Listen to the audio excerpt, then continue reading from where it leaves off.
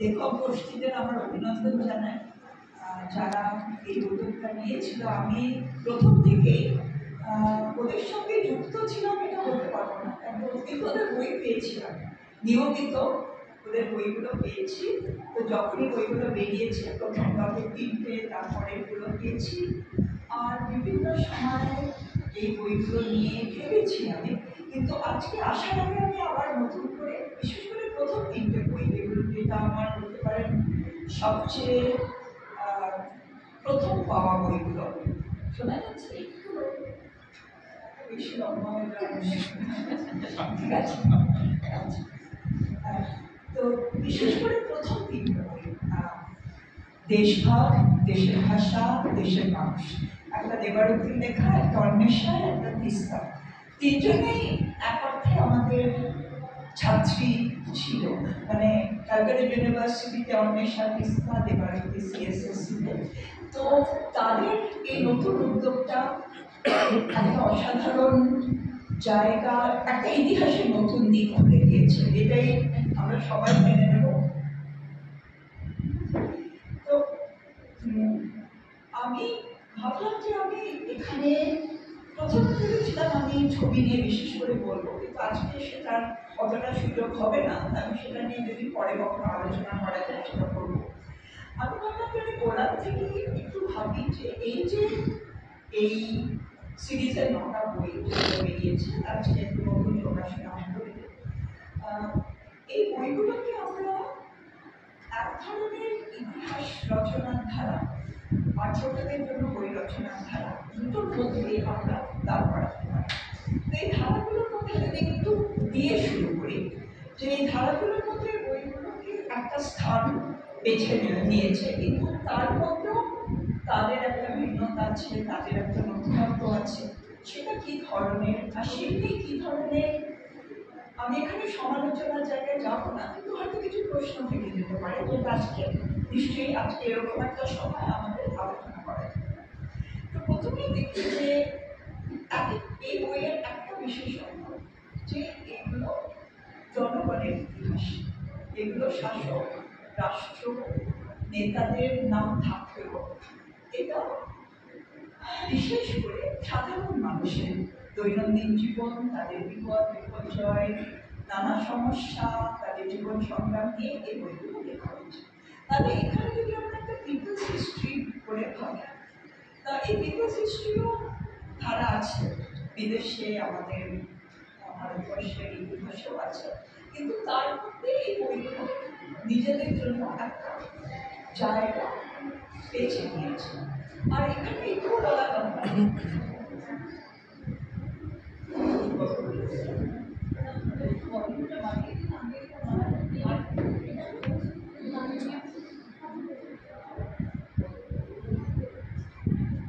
এখন শোনা যাচ্ছে? এখন শোনা যাচ্ছে? তো প্রথমে বলি যে এই বইগুলো, আর আমি যেই 3টে বইয়ের কথা বললাম, বইগুলো আমার সবচেয়ে প্রিয় বইগুলো, ওইগুলো আমি নতুন করে আরেকবার বললাম। একটা বিশেষত্ব সেখানে যে বড় ইতিহাসের পাশাপাশি ছোট ইতিহাসগুলো তুলে ধরা হয়েছে।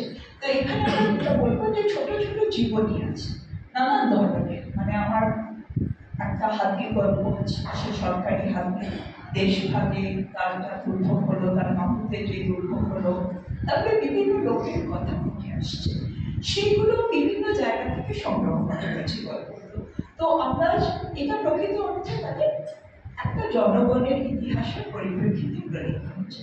আচ্ছা, দ্বিতীয় ধারাটায় যদি আসি, সেটা হলো ছোটদের জন্য বা অল্প বয়সীদের জন্য কি ধরনের আকর্ষণীয় ইতিহাস লেখা যেতে পারে, সেটা অবশ্যই একটা বড় চ্যালেঞ্জ।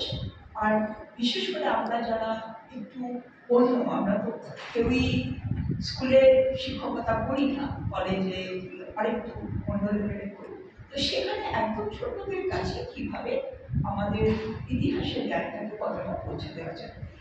এখানে আমরা দেখছি যে এক ধরনের সহজ সরল গল্প বলার স্টাইলটা ব্যবহার করা হয়েছে, যেটা আমার খুব ভালো লেগেছে। যে থেকে থেকে যেরকম আমরা দেখি যে একটা থার্ড পার্সনে পুরো গল্প বলা হচ্ছে, যে ওর যখন সে যখন শুরু হলো, এটা না, এখান থেকে প্রথমে একটা আমি তোমরা জায়গা আছে, যে লিখছে সে একজন একটা বিশেষ ধরনের ছোট গল্প বৈশী পাঠকদের সঙ্গে একটা কথাবার্তা যেন চলছে। আচ্ছা, তাহলে এটা কারেন্ট বুঝিয়ে বলি, তাহলে এটা হলো কি করে, এটা নিশ্চয়ই তোমাদের প্রশ্ন আছে, তাহলে চাই। তো এই একটা ভাবে লেখা হয়েছে। এখন এইখানে যেটা ভাবা যায় যে এই বলার ধরন, গল্প বলার ধরনের মধ্যে দিয়ে একটা বৈশী পাঠকদের মধ্যে ইতিহাস অতীত সম্বন্ধে কৌতূহল, আগ্রহ বা যেটা ওরা বারবার করে পেছনে লিখেছে প্রত্যেকটা বইয়ের একটা ইতিহাস সচেতনা তৈরি করে। এখন আমার কয়েকটা প্রশ্ন এখানে আছে, আমরা আজকে শুনলাম আর আমি আগেও শুনেছি, এগুলো বিভিন্ন ওয়ার্কশপের মাধ্যমে নানান স্কুলে গিয়ে তারপরে অনেকের সঙ্গে আলোচনা করে বইগুলোর বিষয় কি হবে আর বইগুলো লেখার ধরনটা কিরকম হবে, কি কি মানে কিভাবে ভাব হবে, কোনোটাই একক না। লেখক তো অবশ্যই একক, কিন্তু এটা অনেককে মিলে আলোচনা করে জায়গায় এসছে। তাও আমার একটা কথা থাকে যে এগুলো আসলে কোন বয়সে বা কোন পর্যায় ছোটদের জন্য। এখানে ছোট বড় এই কথা আছে, যে ছোটরা আমার একটু বড়দের জন্য, যেহেতু এই বইগুলো পাঠ্যপুস্তক নয়। আমি এগুলোর সঙ্গে এনসিইআরটি বইগুলো যদি তুলনা টানি, ওইখানে একটা নতুন ধরনের সামাজিক সাংস্কৃতিক জাতপাতের ইতিহাস, বিভিন্ন ভাষার ইতিহাস আনা হয়েছিল, কিন্তু ওইগুলো একটা পাঠ্যপুস্তকের ফর্মেই ছিল। এইগুলো তার বাইরে। তাই একটা প্রশ্ন আমার আছে যে এগুলো স্কুলের ছাত্রছাত্রীদের কাছে পৌঁছে দেওয়ার উপায়টা কি, তাদের কিভাবে এগুলোর প্রতি আকৃষ্ট করা। কারণ এগুলো যদি, আমরা তো জানি আজকাল পড়াশোনার চাপে সিলেবাসের বাইরে কিছু হলে সেগুলো সবই তো সিলেবাসের মধ্যে থাকতে হবে, আর সিলেবাসের মধ্যে থাকলেও কতটা পড়ানো হবে। তো যেই বই পাঠ্যক্রমের অংশ না, সেই বই নিয়ে তাদের আগ্রহ কিরকম হবে। কিন্তু আর বিশেষ করে এইখানে এই বইয়ের আকর্ষণটা কি হবে, যে এর যে অন্যরকম ভাবে ইতিহাস এখানে বলা হচ্ছে। তাহলে যদি একটা প্রশ্ন যেখানে আমি তাও জিজ্ঞেস করছি, তাহলে এই বইয়ের আউটরিচটা কি আর এই বইয়ের ফাংশনটা কি, মানে এই দুটো নিয়ে নিশ্চয়ই যথেষ্ট ভাবা হয়েছে, কিন্তু যদি আরেকবার করে একটু ভাবা যায় যে আউটরিচটাও নিশ্চয়ই বদলায়, যে কাদের কাদের কাছে পৌঁছবে, কিভাবে পৌঁছবে, যেমন বিষয়গুলো বদলাচ্ছে সেরকম হলেও কাদের কাছে পৌঁছেছে। এক অর্থে যদি ভাবি যে বইগুলো সহজ সরল ভাবে লেখা ঠিক, কিন্তু এক অর্থে জটিল। আমি এই কথা বলছি কারণ নতুন করে যখন পড়লাম আমি সত্যি মুগ্ধ হলাম যে কতটা বলা হয়েছে, কতটা বিস্তারিত ভাবে দেশভাগের একটা মানচিত্র তৈরি হয়েছে, ভাষার আন্দোলনের কথা ভাবা হচ্ছে, নাগরিক বলতে কি বুঝি, আগে পরে বিভিন্ন জায়গায়, এই সবের বেশ জটিল একটা ইতিহাস আছে না সেখানে। তাছাড়াও ছোটদের বারবার বলা হচ্ছে যে যাই শুনছ সেটাকে ইতিহাস বলে গ্রহণ করা ঠিক, সেটা তো আজকের দিনে খুবই প্রয়োজন। তাই প্রত্যেকটা বইয়ের শেষে একইভাবে বলা হচ্ছে, তোমরা নিশ্চয়ই ভাবছো আমরা এগুলো বানিয়ে বানিয়ে করছি, এটা কিন্তু না। বইয়ে একটা তথ্য, কিভাবে তথ্যর কথা ভাবা যায়, কোন বই থেকে কি গল্প নেওয়া হচ্ছে, কোন বই, এমনকি আর্কাইভসের কথা উঠে আসছে, এখানে কিছু ওয়েব জার্নাল কি ওয়েব স্টোরির কথা বলা হচ্ছে। তাহলে আমরা ধরে নিতে পারি যে যারা প্রথমে পড়িয়ে বইগুলো বুঝবে তাদের হয়তো কিছুটা একটু ইতিহাস জ্ঞান থাকার দরকার, কি কোনো রকম ভাবে এই ধরনের আলোচনার অংশ হয়তো তারা হয়েছে কি হয়নি। তাহলে এটা কি অর্থে ইতিহাসে হাতে খড়ি, যদি ভাবি হাতে খড়ি মানে তো প্রথম কলম ধরিয়ে কি একটা লেখার পুরো জড়িয়ে পড়, এক ধরনের হাতে খড়ি নিশ্চয়ই হচ্ছে, কিন্তু যে আদৌ মানে এটা কি সত্যি হিস্ট্রি ফর বিগিনার্স, কারণ একদম প্রাইমারি লেভেলে নিশ্চয়ই এই বইয়ে পড়ানো যাবে না। কিন্তু কোন জায়গায় গিয়ে কোন ক্লাসে যদি আমরা ভাবি এই বইগুলো মানে কি টেক্সট বুকের সাপ্লিমেন্ট হবে না, তা তো নিশ্চয়ই না, কিন্তু তার পাশাপাশি একটু ভিন্ন ধরনের ইতিহাস, একটু অন্য রকমের গল্প। এই যে সাধারণ মানুষ মানে যার ধারে আমরা যাদের দেখি তারাও কিভাবে ইতিহাসের মধ্যে তাদের আনা যায় এই কথাগুলো বলা। আচ্ছা, আরেকটা ধারা থাকে এখানে, এখানে ছোটদের ইতিহাস নিয়ে কি যারা পাঠ্যপুস্তক লিখে কি যারা একটু অন্য ধরনেরও ছোটদের জন্য তথ্যভিত্তিক বই লিখে, আমি বলি শুধু শিশু সাহিত্যের কথা বলছি না, যারা তথ্যভিত্তিক বই লেখে সেই লেখাগুলোর পাশাপাশি আমার মনে হয় হয়তো এই দরকার বইকে আরেকবার দাঁড় করাতে পারে, তাহলে হয়তো আমরা বুঝতে পারবো এর নতুনত্ব কোথায়, কি ধরনের বিকল্প ইতিহাস, কি ইতিহাস বলার বিষয় ধরনগুলো বাছা হচ্ছে। তারপরে আসে যেটা এই বইয়ের কথা প্রথমে দেবারতী বলল যে ছবি, রঙিন বই, ছবি। না, ছোটদের জন্য যে কোনো বই লেখায় মানে শিশু সাহিত্য বলি বা নানান রকম যেটা বলি নন ফিকশন তথ্যভিত্তিক বই যদি বলি, সেখানে অবশ্যই ছবি মানে বইয়ের দৃশ্যকলাটা একটা জায়গা আছে। কিন্তু ভাবি সব বইয়ের কথাই যদি এখন ভাবি, আমি যদি বাংলা ছাপার বইগুলোই দেখি মানে গত কয়েক দশকের বইয়ের নান্দনিকতা, বইয়ের ডিজাইন কি হবে, বইয়ের টাইপফেস কি হবে, ছাপার কোয়ালিটি, কাগজের কোয়ালিটি, প্রচ্ছদ, তারপরে তার পাশাপাশি যদি ইলাস্ট্রেশন থাকে, ওই এন্ড ড্রয়িং থাকে, এইগুলো নিয়ে বাংলা প্রকাশনা বিশেষ করে খুবই নিখুঁতভাবে দেখে।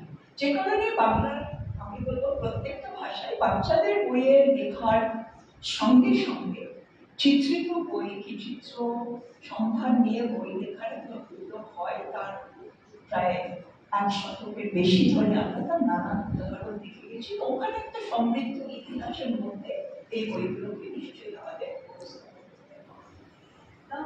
এই ধারার বইগুলোর প্রতি যদি ভাবি, সেখানে আমার প্রশ্ন ছিল, রেখা বলি হয়তো আমি এখন এই এবার শেষ করবো, তারপরে আবার আলোচনায় আসতে পারি, যে এখানে লেখার সঙ্গে ছবির যোগাযোগটা কিরকম।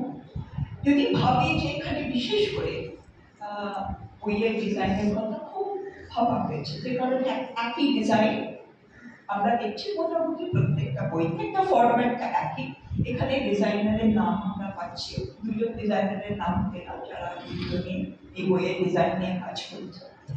এখানে আমরা যদি ভাবি যে মানে আর্ট অফ দ্য বুক যদি নিয়ে থাকে, এইগুলো খুবই সুন্দর, অসাধারণ একটা বইগুলো। তো এখানে একটা ভাবে যদি ভাবি যেখানে ছবির জায়গাটা একটা হচ্ছে অলঙ্করণ, যেখানে আপনারা বইগুলো দেখলেই বুঝবেন যে বর্ডার ডেকোরেশন যেভাবে পটচিত্রে কি মনোচিত্রে আমরা এক ধরনের খুব নিখুঁতভাবে একটা অলঙ্করণ দিই পাড়ের মতো বইয়ের বর্ডার হিসেবে। প্রত্যেকটা বইয়ের প্রথমে পেছনে সেটা দেওয়া, অনেক সময় একটা অধ্যায়ের শেষে ছোট্ট করে লেখা অলঙ্করণ করা। তো এটা হচ্ছে একটা অলঙ্করণের দিক। আরেকটা হচ্ছে ডিরেক্টলি আমরা যদি বলি গল্প বলা সহায়ক হিসেবে ছবি, যেখানে যে গল্প বলা হচ্ছে, যে বিষয়ে বর্ণনা করা হচ্ছে, সেটা একজন আর্টিস্টকে দিয়ে তার চিত্রায়ন। তো গল্প বলা আর ছোটদের বইতে তো এটা বিশেষ যে গল্প বলার সঙ্গে সঙ্গে তারা যাতে এক ধরনের গল্পের মানুষগুলো জায়গাগুলো তারা একটা ছবির মাধ্যমে তারা নতুন করে উপভোগ করতে পারে, সেটা হচ্ছে আরেকটা জায়গা। কিন্তু আমার আরেকটা জায়গাতে এটা ছিল, তো এই দুটোই আমি বলবো অলঙ্করণের দিক থেকে। আর এই যে গল্প বলারকে এগিয়ে নিয়ে যাওয়া ছবির মাধ্যমে, কি ছবির মাধ্যমে একটা নতুন রস তৈরি করা, এবং হাতির ছবিটা আমার অসাধারণ লেগেছে। যে আমি গল্পের আসার আগে ছবিটা দেখলাম অনেকক্ষণ ধরে, তারপরে এলাম হাতির গল্পে। তারপরে এই যে ন্যাশনাল রেজিস্ট্রেশন অফ সিটিজেন হচ্ছে নানানভাবে, সিরাজুল নাম সিরাজুদ্দৌলা, ওকে মোটামুটি সিরাজুলই দেখি আমরা, আর ওর ভাইয়ের নাম শাহজাহান, ওকে শাহজাহান, নাম শাহজাহান আর সিরাজুদ্দৌলা, কিন্তু সেটাকে শাহজাহান আর সিরাজুদ্দৌলা।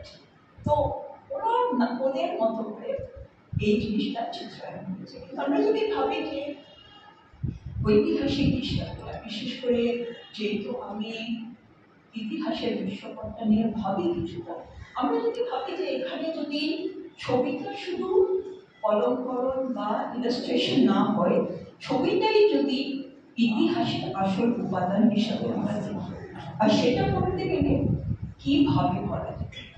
এখানে আমি জাস্ট দু তিনটে ফট করে আমার কিছু উদাহরণ মনে হলো।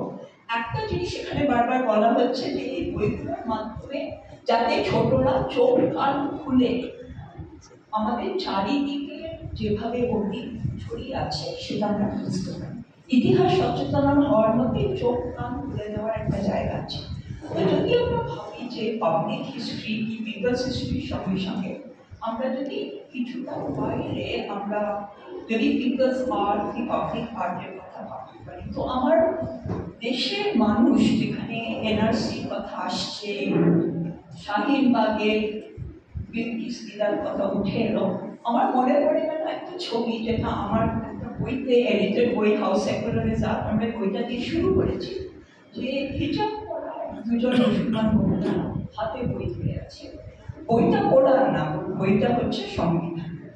তো এই একটা ছবি যেটা একদম পাবলিক দেওয়াল চিত্র, এই ছবিটা দিয়ে যদি শুরু যেখানে ছবিটা শুধু উপসঙ্গ না, ছবিটার মাধ্যমে ছবিটাই একটা ইতিহাসের সাক্ষ্য ধরি।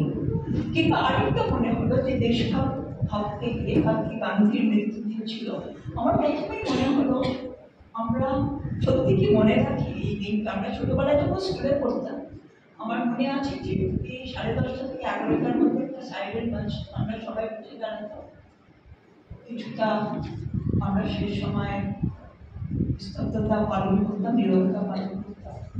আমাদের মধ্যে যে সময় আমরা স্কুলে পড়েছি গান্ধীর মৃত্যুর দিনটা, আর আমাদের মা বাবাদের কাছে তো বটে যেন খুবই একটা মর্মান্তিক কিন্তু বটে, কিন্তু সেটাকে নিজেদের ইতিহাস বলে মনে হতো, একটা সেটা ভুলে গেছে। তো তাই মনে হতো হঠাৎ যে দেশভাগ করতে গিয়ে যদি ভাবি আমরা রামকিঙ্কর পেজের গান্ধী দি অ্যাপোস্টল অফ নন ভায়োলেন্স, যেটা শান্তিনিকেতনে খোলা প্রাঙ্গণে দাঁড়িয়ে আছে, যেখানে গান্ধী হাঁটছেন, কিন্তু এটা লন্ডি মার্চের গান্ধী না, এখানে গান্ধী হাঁটছেন, তার পায়ের নিচে মানুষের মাথার ঘোরা। তো এটা একেবারেই সেই সময় গান্ধী এখানে বেঙ্গলে আছেন, দাঙ্গা দেখছেন নোয়াখালীতে এখানে, তো সেই দাঙ্গার কথা যেন সরাসরি চলে এসছে সেখানে। আর গান্ধীর মৃত্যুর পর বলা যেতে পারে এটাই কিন্তু প্রথম ভাস্কর্য গান্ধীকে নিয়ে, পরে স্ট্যাচু পরে বানানো হয়েছে। দুটো আমি ছোট ছোট উদাহরণ দিলাম যে আজকে যদি সত্যি চোখখানি খুলে দেখতে হয় তাহলে পাবলিক জায়গায় কি ধরনের জিনিস আছে যার মধ্যে থেকে আমরা ইতিহাসকে ভাবনার উপাদান বেরোতে পারি। আর শেষ হচ্ছে একটাই বলে যে এই যে ছোটদের বইয়ে লোকচিত্র ব্যবহার করা, লোকশিল্প ব্যবহার করা, এটাও একটা ট্রেন্ড বেশ গড়ে উঠেছে। আমি এখানে আর দু রকমের বইয়ের কথা ভাবছিলাম। একটা তারা বুকস বাচ্চাদের বইয়ে অনেক রকমের লোকশিল্প ব্যবহার করে, তারা বা তাদের সঙ্গে ওয়ার্কশপ করে তাদের নতুন নতুন ভাবে ছবি আঁকা, আর নাবায়ানা প্রকাশনীত করে। তারা বিশেষ করে গণশিল্প খুব ব্যবহার করেছে ওদের হিমায়নের বইয়ের সিরিজে। এখানেও এখানকার লেখক সমষ্টিরা তারাও বেছে নিয়েছেন দুজন বাংলা লোকশিল্পী। তারা কিন্তু দুই প্রজন্মের, রঞ্জিত চিত্রকর এখন বেশ বৃদ্ধ, আর তার দুই ছেলে তারা এখন অল্প বয়সী। তো এখানেও বলি আমার একটা প্রশ্ন থাকলেও যে যখন এই বইগুলো গড়ে উঠছে সিরাজুলের সঙ্গে কি ধরনের আলোচনা হচ্ছে, কি ধরনের ছবি দিলে ভালো হয়, সেখানে কি রঞ্জিত বাবুও কিছু বলছেন না সিরাজুল নিজের মতো করে? কারণ এখানে আমি যেহেতু এদের নিয়ে কাজ করেছি আমার একটা খুব মনে হয়েছিল যে রঞ্জিত চিত্রকর, তার আরেক নাম বাহার, উনি এক মধ্যে প্রকৃত লোকশিল্পী, উনি পিল্লা গ্রামের চিত্রকর, কিন্তু ছেলেরা নানান নতুনত্বের দিকে কিন্তু এসছে। তারা নিজেদের আধুনিক লোকশিল্পী নয়, এই আধুনিকতা আর লোকশিল্প এই দুটো জায়গায় কিন্তু ওরা ধরে রাখতে চায়। আর এই ধরনের কাজে দেখা যায় তারা নানান রকম নতুন বিষয়, এমনিতেই পটচিত্রে অনেক রকমের সাম্প্রতিক বিষয় আসে, তা ঠিক, কিন্তু বিশেষ করে এখানে আমি বলবো শাহজাহান আর সিরাজুল, তারা যে তারা যে কন্টেম্পোরারি আর্টিস্ট, এই কথাটা আমি ব্যবহার করছি, তারা কিন্তু নিজেদের সেই জায়গাটা দিতেছে। আমার তাই মনে হয়েছিল, ওদের ছবিগুলো আমার ভালো লেগেছে, কিন্তু পরের বইগুলোতে এসে আমার অনেক সময় মনে হয়েছে যে ছবিগুলোর মধ্যে একটা একঘেয়েমিও এসে যাচ্ছে। তাহলে কি ওরাও মোটামুটি একটা ছকের মধ্যে পড়ে যাচ্ছে, না ওরাও বারবার নতুন করে যাচ্ছে? আমি হয়তো বেশি নিয়ে নিলাম।